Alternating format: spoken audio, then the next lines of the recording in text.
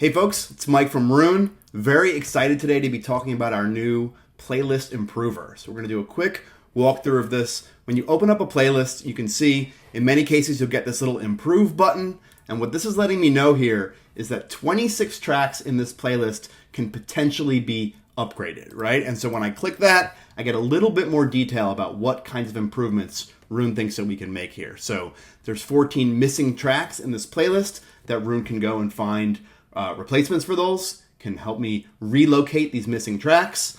There's also 10 tracks in this playlist that can be upgraded to higher quality. There's a couple of duplicates that we can clean up here. And there's also 10 tracks in this playlist that can be matched back to content in my library. So let's just take a look at how this works really quickly.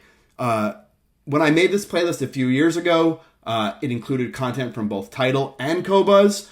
On this particular Rune server, I'm not currently logged into Tidal, so you can see all of these Tidal tracks have been listed as unavailable.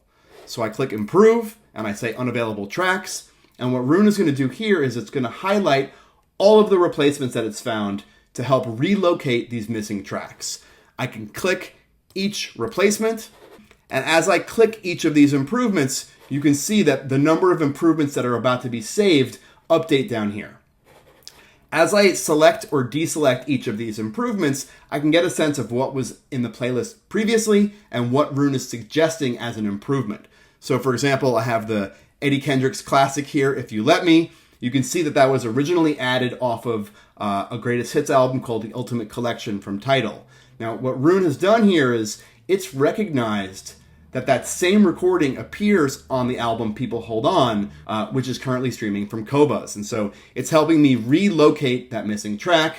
And you can see I've got 11 improvements here lined up to go. I click the button and all of that gets saved. Now, this is possible because Rune has this deep understanding of all the tracks in my playlist, all the tracks in my library, and all the tracks across all of the streaming services that I subscribe to.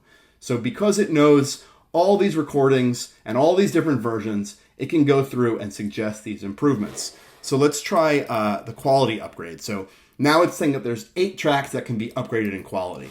So you can see when I go in here, it's suggesting a quality upgrade for the album for the track Giant Steps. Now, as I go through this, you can see I can actually click the album. I can go look at exactly what it's suggesting. So here Rune is suggesting a high-risk copy of Giant Steps from my library. We've also, as part of this feature, added in this new format column. So when you turn that on, you get this list of what format each track in the playlist is at. And as you select or deselect each of these improvements, you can see exactly what's being added. And again, you can even go to the album and play the track if you want to be sure about what you are doing to the playlist. So once you're confident about all the changes, you're ready to make these improvements. Again, you click the button, and all of these improvements have now been saved back to my playlists. What I want to talk about next is this match to library feature. And I just want to draw a distinction between how this works and how the quality upgrade works. So the quality upgrade is always going to pick the highest quality version available, whether it's in your library or on a streaming service. Match to library is always going to be based on the primary version in your library as opposed to the highest quality version.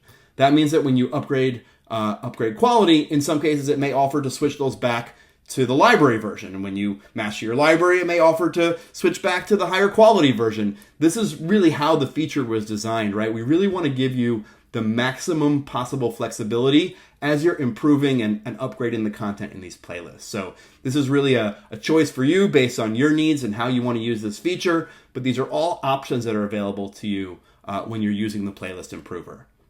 The last one I want to talk about here is this duplicate tracks function. So you can see here, what this is going to do is it's actually going to look, this is not going to look across different versions or remixes or remasterings. This is specifically looking for the exact same piece of media added to the playlist more than once. When it finds that, what it'll do is it'll leave the first instance of that track in place, and any subsequent versions it'll offer to remove here. So in this case, I've got 3 tracks that appear in this playlist more than once. So I'm going to go ahead and clean those up as well.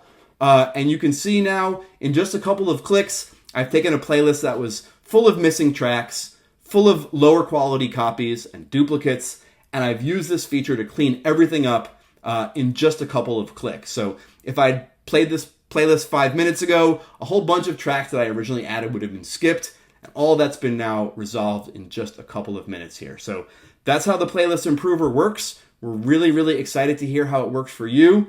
So please give it a shot. Let us know in the comments. And thanks so much for watching, everybody. Take care.